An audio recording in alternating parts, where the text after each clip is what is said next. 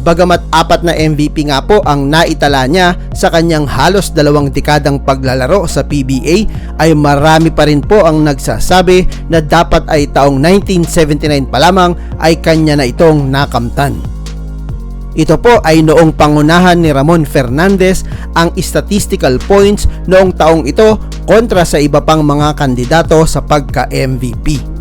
Naganap po ang gabi ng parangal sa Big Presidential Hall sa siyudad ng Makati na dinaluhan ng mga nominante sa pagka Most Valuable Player.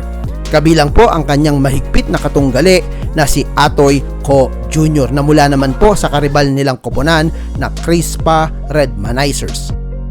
Ang inaakala po ng lahat na magiging taon na ni Fernandez na nangunguna sa botohan at tanging bilang na lamang po mula sa mga sports writer at media ang hinihintay, ay bigla na lamang pong naungusan siya ni Atoy Co. At sa dulo nga ay si Atoy Co. na maganda rin naman po ang ipinakita ang naitanghal na Most Valuable Player ng taong 1979. Dahil dito, nabigla at hindi makapaniwala ang marami sa mga dumalo, lalo na ang mga panatiko at taga-subaybay ni Fernandez at ng koponan ng Toyota. Agad naman pong umingay at uminit ang tensyon na nauwi pa nga sa pambabato ng ilang mga tagahanga sa direksyon ng mga media, na ayon nga po sa kanila ay dahilan kung kaya't naiba ang resulta ng botohan.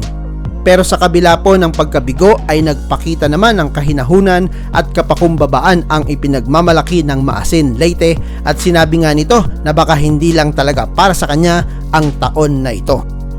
Ngunit makalipas lamang po ang 3 taon ay tuluyan na pong nakubra ni Don Ramon ang kanyang kauna-unahang MVP award nang siya po ang tanghaling pinakamahusay na manlalaro ng taong 1982 na kanya naman pong makatatlong beses pang naulit.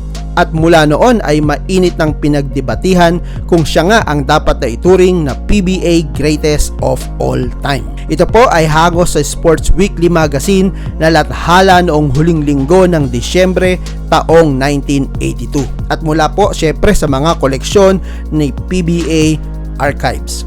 Maraming salamat po sa inyong panonood at hanggang sa muli.